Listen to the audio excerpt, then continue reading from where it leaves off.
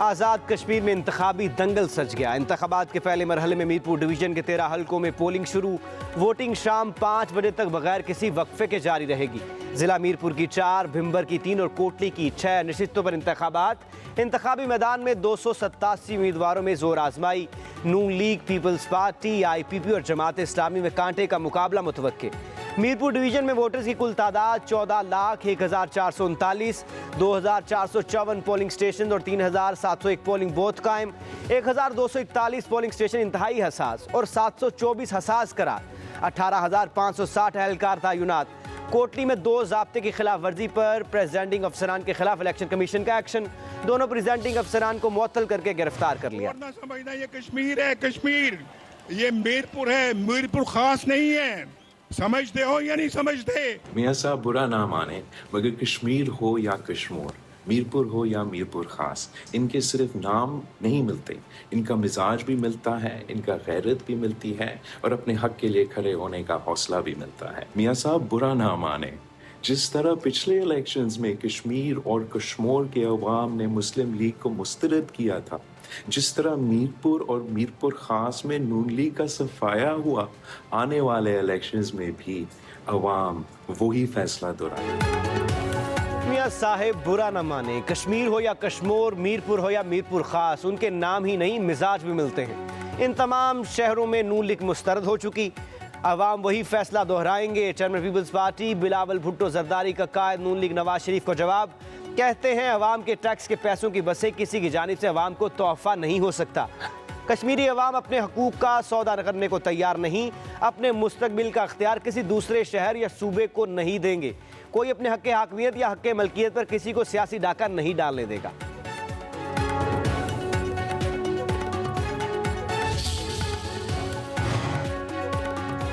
जीत मुस्लिम league नून की ही होगी। आज़ाद कश्मीर के लोगों ने फैसला सुना दिया। पंजाब की सीनियर वजीर मरीम औरंगजेब का रावलपिंडी में खवातीन के इजलास में इज़हार ख्याल। कहा नून लीग की क़यादत हकीकी मानों में अवाम की उमंगों की तर्जुमान है। आज़ाद कश्मीर के अवाम की खदमत मुस्लिम लीग नून करेगी। अवाम की खदमत के लिए नीयत और मेहनत का जज्बा होना चाहिए।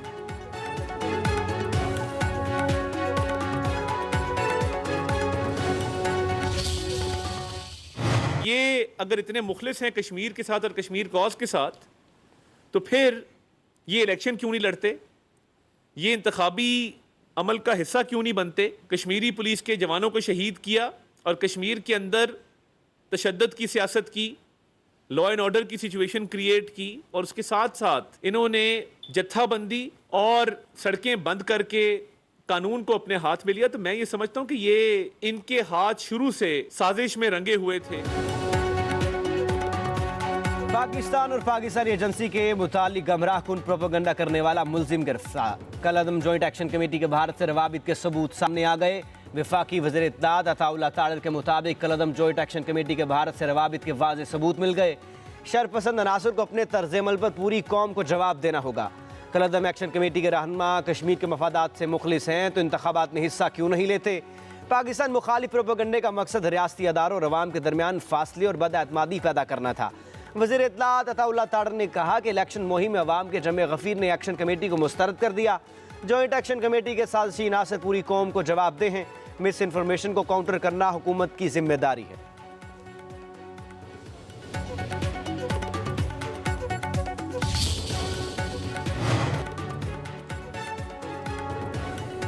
पाकिस्तान की भारतीय वज़ीर दफ़ा के बयान की शदीद मज़म्मत। तर्जमान दफ्तर खारजा का कहना है कि भारतीय बयान तनाज़ा जम्मू कश्मीर से मुतालिक हक़ाइक़ को मसख़ करता है।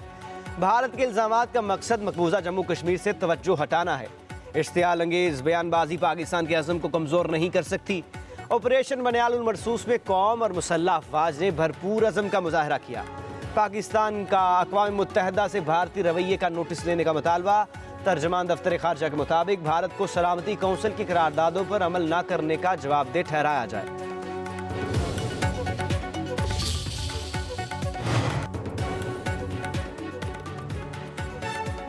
वज़ीर आला मरीम नवाज ने वादा पूरा कर दिखाया। इलेक्ट्रो बस से मीरपुर पहुंच गई। मकामी अफराद का इज़हार मसरत, जश्न का समा, ढोल बजने लगा। आज़ाद जम्मू कश्मीर इलेक्शन कमीशन की जानिब से बसों को सिविल सेक्रेटेरिएट मुजफ्फराबाद में पार्क कर दिया गया। इलेक्शंस के बाद अवामुल नास की सहूलत के लिए ऑन रोड किया जाएगा।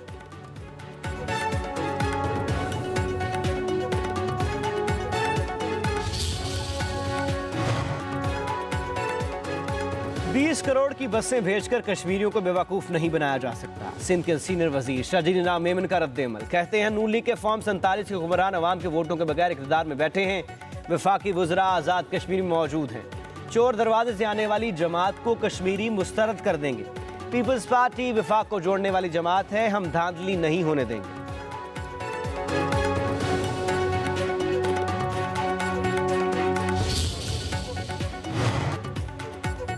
मुखालिफ उम्मीदवारों को गायब करवाने वाले हमें बताएंगे कि इलेक्शन कौन जीत कर आया। कश्मीरियों को इलेक्ट्रिक बसें और क्लिनिक ऑन व्हील्स बनाने पर परेशान क्यों हैं। वज़ीर इत्तलात पंजाब अज़मा बुखारी का शजील इनाम मेमन का बयान पर शदीद रद्द-ए-अमल। कहा पीपल्स पार्टी की क़यादत के पास अपनी 17 साल हुकूमत की कारकर्दगी बताने के लिए कुछ नहीं। बिलावल भुट्टो अपने शेड्यूल जलसे कैंसिल करके आज़ाद कश्मीर से भागे। पीपल्स पार्टी का मसला क्या है हमें एक ही बार बता दें।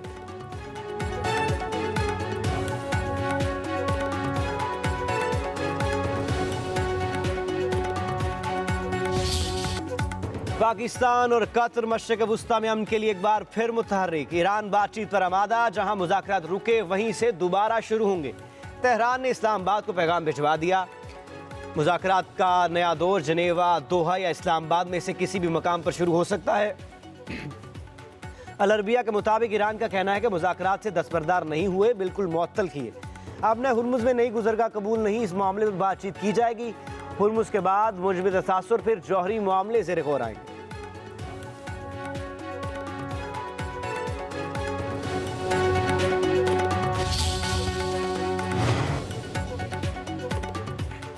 नायब वज़ीर-ए-आज़म इसहाक़ डार से बैनुल-अक़वामी जौहरी तवानाई एजेंसी के डायरेक्टर जनरल का टेलीफोनिक राबता।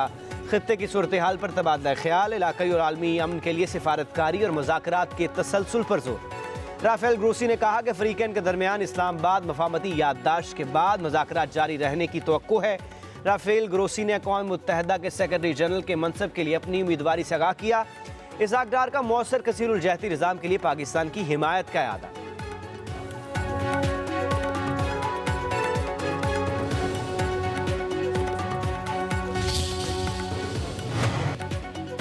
ईरान अमरीका कशीदगी में कमी की नई उम्मीद। आलमी मंडी में खाम तेल की कीमतों में 5% ज़ायद कमी। ब्रेंट खाम तेल 5.58% कमी के बाद $91.38 फी बैरल हो गया।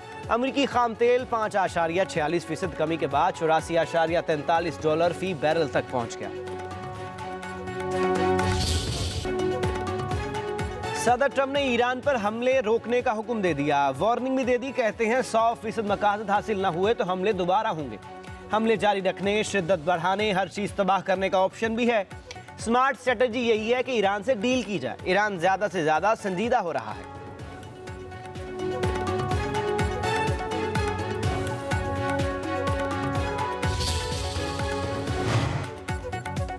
ईरान के खिलाफ जंग से वाशिंगटन के ऐवानों में हलचल मच गई। ईरान पर मजीद हमलों पर अमरीकी सियासी और अस्करी क़यादत में इख्तलाफात। अमरीकी सदर डोनाल्ड ट्रंप का सख्त मौक़िफ़। आला फौजी हुकाम तवील जंग के मुमकिन नताइज से खौफजदा। CNN के मुताबिक नायब सदर JD वेंस और chairman joint chief of staff general Dan Caine ने ईरान के खिलाफ जंग मजीद वुसअत देने पर संजीदा तहफ़्फ़ुज़ात का इजहार किया। इजलास में जनरल डैन कीन ने सदर डोनाल्ड ट्रंप को ब्रीफिंग देते हुए खबरदार किया कि तवील जंग अमरीकी असलहे के ज़खायर, फ़ौजी वसाइल और खित्ते की सूरत हाल पर मजीद दबाव डाल सकती है।